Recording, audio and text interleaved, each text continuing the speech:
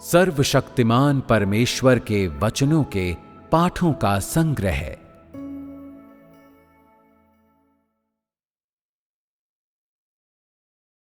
एक बहुत गंभीर समस्या, विश्वासघात। एक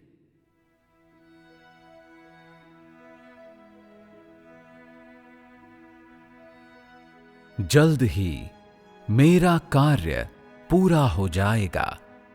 कई वर्ष जो हमने एक साथ बिताए हैं, वे असहनीय यादें बन गए हैं। मैंने अनवरत अपने वचनों को दोहराया है और हमेशा अपने नए कार्य को प्रसारित किया है। निस्संदेह मैं जो कार्य करता हूं, उसके प्रत्येक अंश में मेरी सलाह एक आवश्यक घटक है।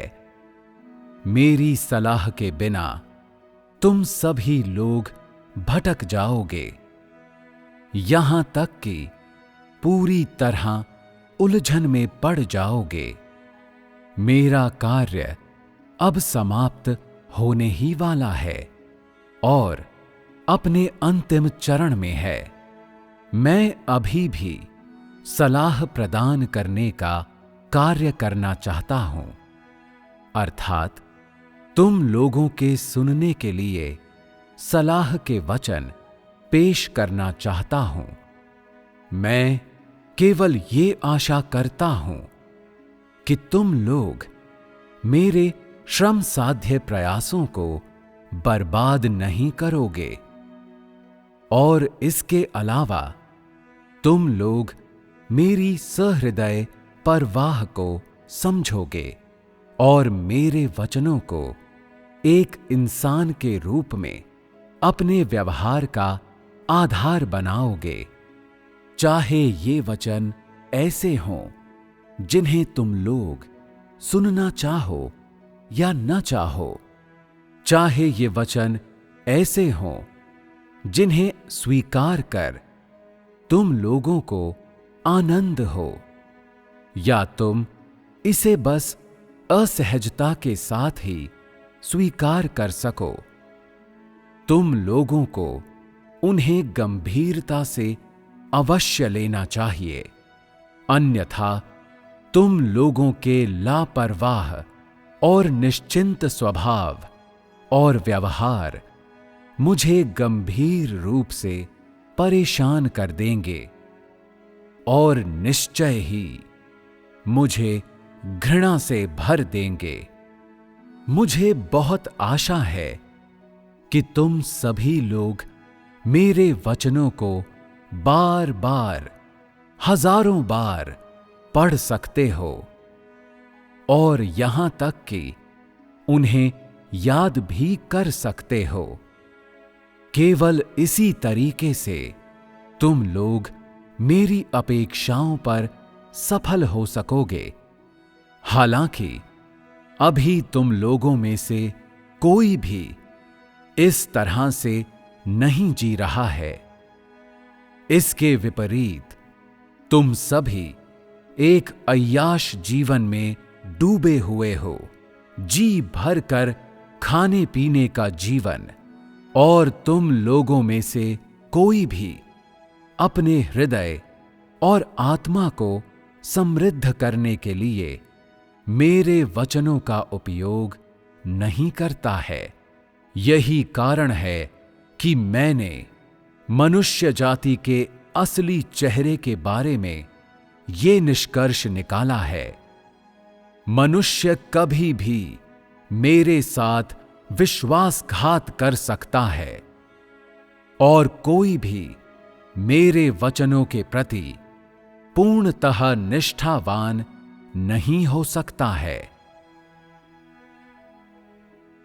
मनुष्य शैतान के द्वारा इतना भ्रष्ट किया गया है कि अब और वो मनुष्य जैसा प्रतीत ही नहीं होता है। इस वाक्यांश को अब अधिकांश लोग एक हद तक मान गए हैं। मैं ऐसा इसलिए कहता हूं क्योंकि मैं जिस मान्यता की बात कर रहा हूं वो वास्तविक ज्ञान के विपरीत केवल सतही अभिस्वीकृति है। चूंकि तुम में से कोई भी स्वयं का सही तरीके से मूल्यांकन या पूरी तरह से विश्लेषण नहीं कर सकता है, इसलिए तुम लोग मेरे वचनों पर हमेशा अनिश्चित रहते हो। लेकिन इस बार मैं तुम लोगों में मौजूद सबसे गंभीर समस्या की व्याख्या करने के लिए तथ्यों का उपयोग कर रहा हूं। वो समस्या है विश्वासघात।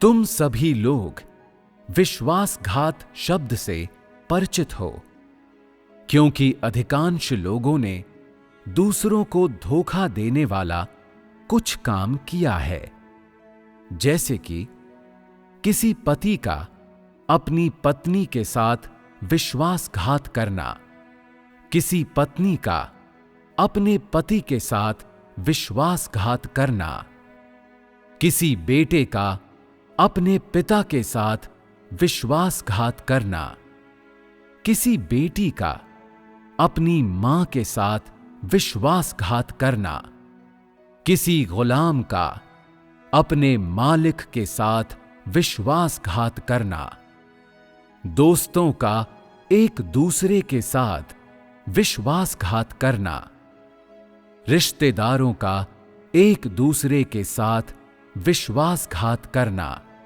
विक्रेताओं का क्रेताओं के साथ विश्वासघात करना इत्यादि। इन सभी उदाहरणों में विश्वासघात का सार निहित है। संक्षेप में, विश्वासघात व्यवहार का एक ऐसा रूप है जिसमें वादा तोड़ा जाता है, नैतिक सिद्धांतों का उल्लंघन किया जाता है या मानवीय नैतिकता के विरुद्ध काम किया जाता है, जो मानवता के ह्रास को प्रदर्शित करता है। आमतौर पर इस दुनिया में जन्म लेने वाले एक इंसान के नाते तुमने कुछ ऐसा किया होगा जिसमें सत्य के साथ विश्वासघात निहित है। इस बात से कोई फर्क नहीं पड़ता है कि तुम्हें याद है या नहीं कि तुमने कभी किसी दूसरे को धोखा देने के लिए कुछ किया है या तुमने पहले कई बार दूसरों को धोखा दिया है। चूंकि तुम अपने माता पिता या दोस्तों को धोखा देने में सक्षम हो, तो तुम दूसरों के साथ भी विश्वासघात करने में सक्षम हो, और इससे भी बढ़कर तुम मुझे धोखा देने में और उन चीजों को करने में सक्षम हो जो मेरे लिए घृणित हैं। दूसरे शब्दों में, विश्वासघात महज एक सतही अनैतिक व्यवहार नहीं है, बल्कि ये कुछ ऐसा है जो सत्य के साथ टकराता है। ये वास्तव में मानव जाति के मेरे प्रति विरोध और अवज्ञा का स्रोत है। यही कारण है कि मैंने निम्नलिखित कथन में इसका सारांश दिया है। विश्वासघात मनुष्य की प्रकृति है, और ये प्रकृति मेरे साथ प्रत्येक व्यक्ति के सामंजस्य की बहुत बड़ी शत्रु है। ऐसा व्यवहार जो पूरी तरह से मेरी आज्ञा का पालन नहीं कर सकता है, विश्वासघात है। ऐसा व्यवहार जो मेरे प्रति निष्ठावान नहीं हो सकता है, विश्वासघात है। मेरे साथ छल करना और मेरे साथ धोखा करने के लिए झूठ का उपयोग करना विश्वासघात है। धारणाओं से भरा होना और हर जगह उन्हें फैलाना विश्वासघात है। मेरी गवाहियों और हितों की रक्षा नहीं कर पाना विश्वासघात है। दिल में मुझसे दूर होते हुए भी झूठ मूठ मुस्कुराना विश्वासघात है। ये सभी विश्वासघात के काम हैं जिन्हें करने में तुम लोग हमेशा सक्षम रहे हो, और ये तुम लोगों के बीच आम बात है। तुम लोगों में से शायद कोई भी इसे समस्या न माने, लेकिन मैं ऐसा नहीं सोचता हूं। मैं अपने साथ किसी व्यक्ति के विश्वासघात को एक तुच्छ बात नहीं मान सकता हूं, और निश्चय ही मैं इसे अनदेखा नहीं कर सकता हूं। अब जबकि मैं तुम लोगों के बीच कार्य कर रहा हूं, तो तुम लोग इस तरह से व्यवहार कर रहे हो। यदि किसी दिन तुम लोगों की निगरानी करने के लिए कोई न हो, तो क्या तुम ऐसे डाकू नहीं बन जाओगे जिसने खुद को राजा घोषित कर दिया है? जब ऐसा होगा और तुम विनाश का कारण बनोगे, तब तुम्हारे पीछे उस गंदगी को कौन साफ करेगा? तुम सोचते हो कि विश्वासघात के कुछ कार्य तुम्हारे सतत व्यवहार नहीं, बल्कि मात्र कभी कभी होने वाली घटनाएं हैं, और उनकी इतने गंभीर तरीके से चर्चा नहीं होनी चाहिए कि तुम्हारे अहम को ठेस पहुंचे। यदि तुम वास्तव में ऐसा मानते हो, तो तुम में समझ का अभाव है। इस तरीके से सोचना विद्रोह का एक नमूना और विशिष्ट उदाहरण है। मनुष्य की प्रकृति उसका जीवन है।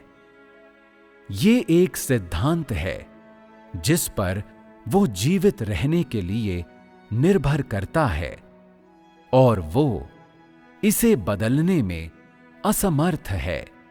विश्वासघात की प्रकृति भी वैसी ही है। यदि तुम किसी रिश्तेदार या मित्र को धोखा देने के लिए कुछ कर सकते हो, तो ये साबित करता है कि ये तुम्हारे जीवन और तुम्हारी प्रकृति का हिस्सा है जिसके साथ तुम पैदा हुए थे। ये कुछ ऐसा है जिससे कोई भी इनकार नहीं कर सकता है। उदाहरण के लिए, यदि कोई व्यक्ति अन्य लोगों की चीजें चुराना पसंद करता है, तो ये चुराना पसंद करना उसके जीवन का एक हिस्सा है। भले ही कभी कभी वो चोरी करता है और अन्य समय वो नहीं करता है।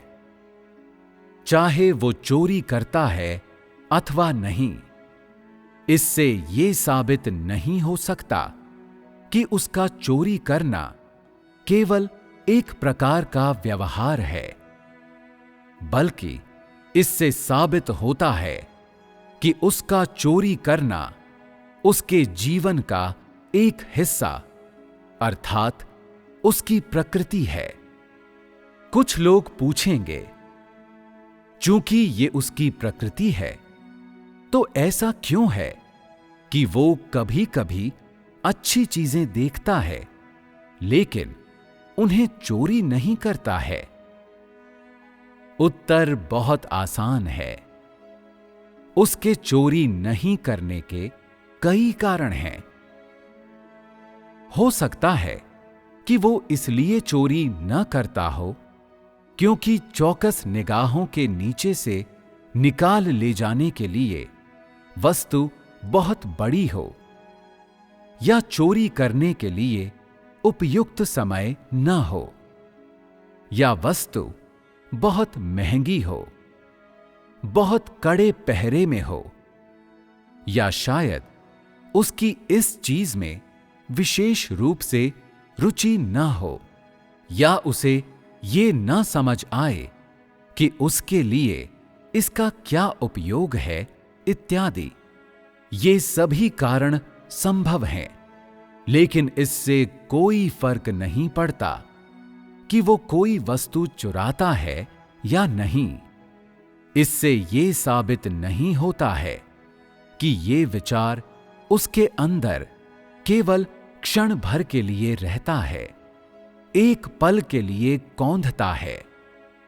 इसके विपरीत ये उसकी प्रकृति का एक हिस्सा है जिसमें सुधार लाना कठिन है।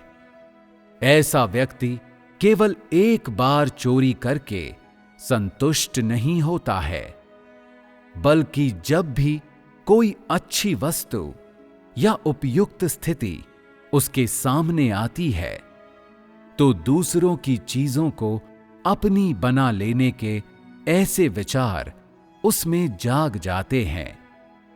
यही कारण है कि मैं कहता हूं कि ये विचार केवल समय समय पर नहीं उठता है, बल्कि इस व्यक्ति की स्वयं की प्रकृति में ही शामिल है।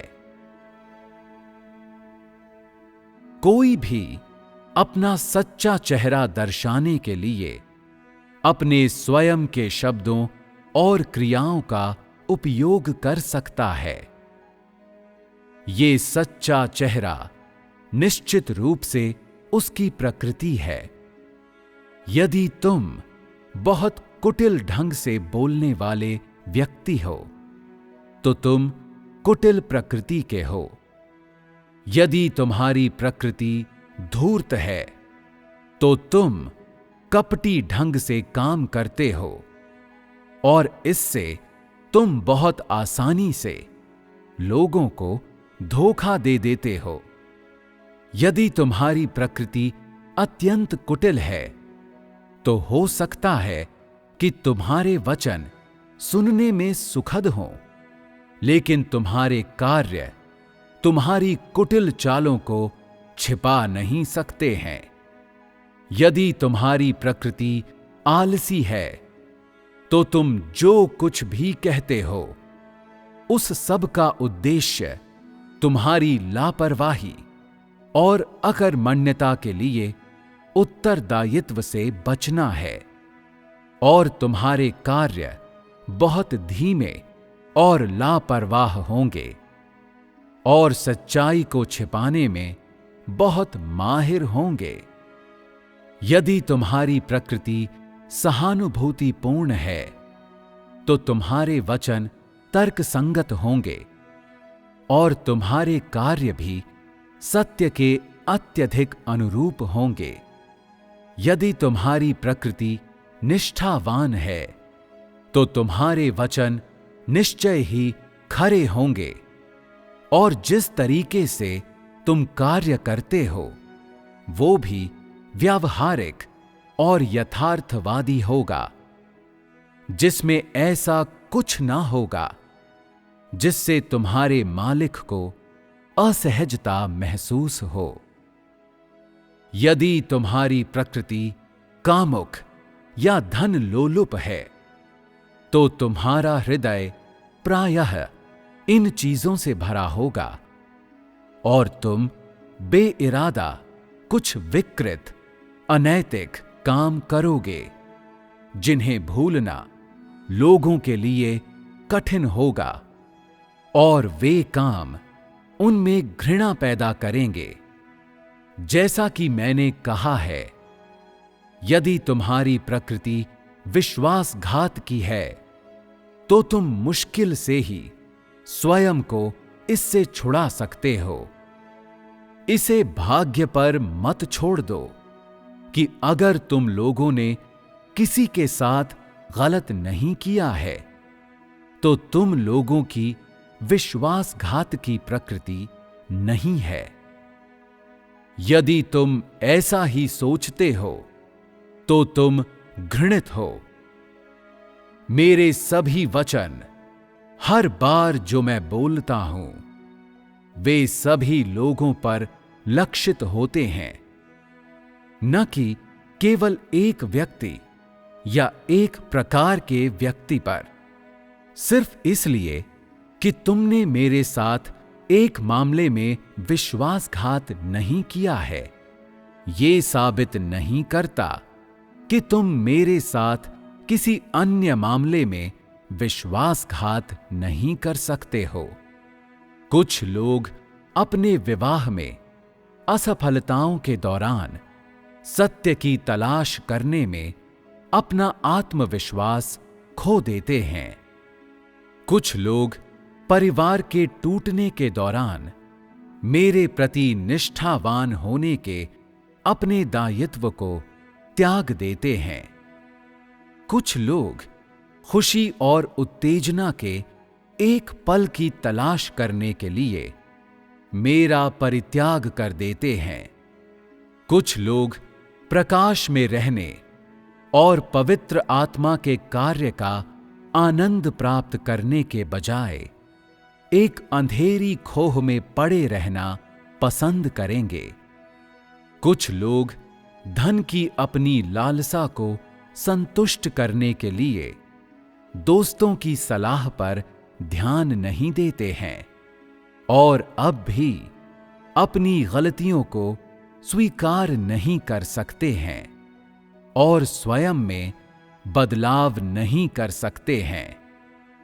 कुछ लोग मेरा संरक्षण प्राप्त करने के लिए केवल अस्थायी रूप से मेरे नाम के अधीन रहते हैं, जबकि अन्य लोग केवल दबाव में मेरे प्रति थोड़ा सा समर्पित होते हैं, क्योंकि वे जीवन से चिपके रहते हैं और मृत्यु से डरते हैं।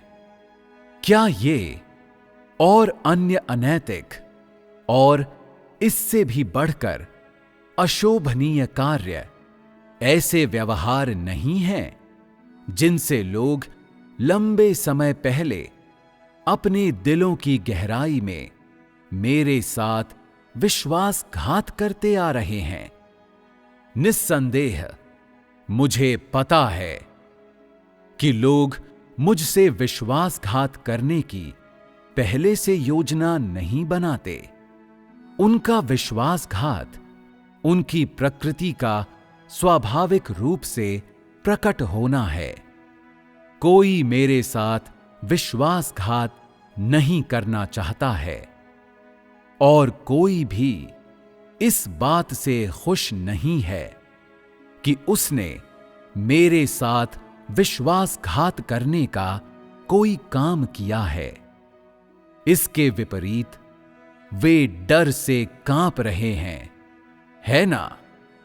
तो क्या तुम लोग इस बारे में सोच रहे हो कि तुम लोग इन विश्वासघातों से कैसे छुटकारा पा सकते हो और कैसे तुम लोग वर्तमान परिस्थिति को बदल सकते हो?